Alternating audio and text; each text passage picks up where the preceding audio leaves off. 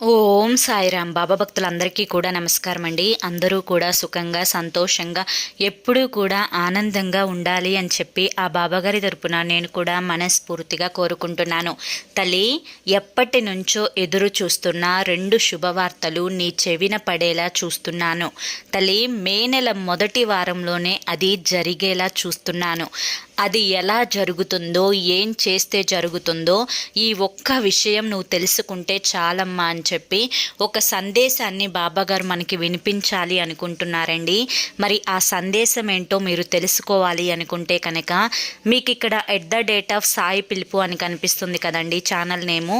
దాని కింద ఉన్న టైటిల్ని మీరు క్లిక్ చేస్తే ఫుల్ వీడియో అనేది ఓపెన్ అవుతుంది. అక్కడ మీరు సాయి సందేశం స్వయంగా బాబాగారి మాటల్లోనే వినొచ్చు.